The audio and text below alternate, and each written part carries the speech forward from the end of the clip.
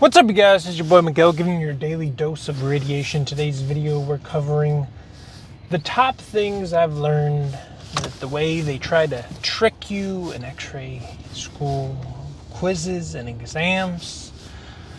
Okay, so some of the more common thing, and I'll be like the most easiest, and it was like day one of my X-ray school. It was a quiz. It was of the infamous hand, as we all know. The X-ray hand was the first X-ray by the godfather Rankin of his wife with the ring on it. So, it was that. It was a picture. And it was just simple. Named the anatomy, named the bones. Everyone wrote down everything. Us, we did not know there was a left marker there. We did not know. We were not educated. We did not know. So, everyone failed that quiz because they did not put left metatarsal, left whatever it was. We all failed.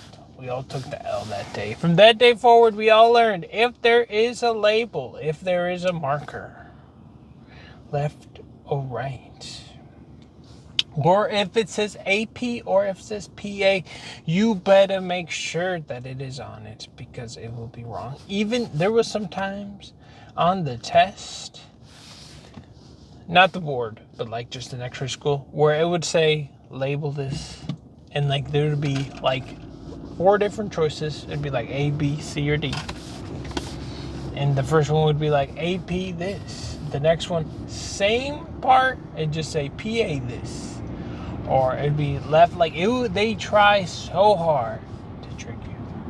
So sometimes it comes down to the words, and other times, especially like medical terminology or what other classes, there's certain like where there's different medicines, there's different diagnoses where the main, like the beginning of the word will be the same. It'll be the like second part of the word, the end.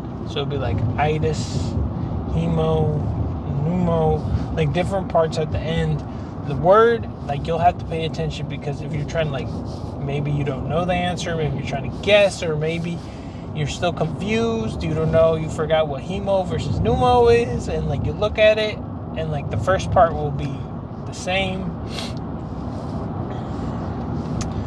and then you're like, oh, which one is it? So like some of the things they'll try to trick you to make sure you kind of know it. And other ones, it will literally come down to like 1 or 2 letter, which will make a completely different meaning in the medical world. So you have to be careful because they will get you so many times. Even there's sometimes where like even spelling, I know sometimes some of us aren't the best of spellers. I am not the best of spellers. I always had to kind of double check my spelling, especially when you're putting in notes, because those are actual medical forms, especially at work, even in school, because if you write it wrong or you misspell it, it could literally be a different diagnosis or a different thing, which, I mean, we don't diagnose, but like notes and stuff, it's always important to make sure your spelling is perfect and important. So like that, sometimes we'll have quizzes where it'll be like not multiple choice, and you actually have to like write down what it is, like the anatomy, or like define what you see, or explain how it can be improved.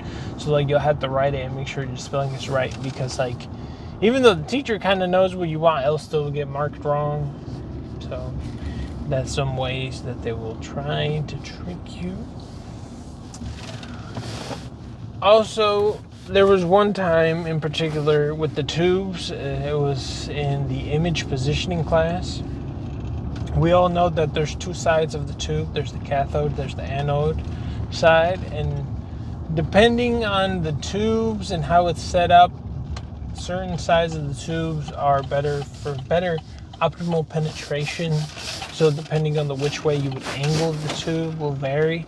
And I think in one of our X-ray labs rooms, there was one tube that was facing, I forgot what his name, but the thing that penetrates a tube, the way it's built, it's facing the opposite, and then the other bed stretcher is like the tube is facing the opposite way. So depending which tube you have, your angle of the penetration has to be different, because optimally, which later on in the field that it really doesn't matter. It's kind of like You just gotta do what you gotta do. But it could help. It does improve. It gives you that little slight boost.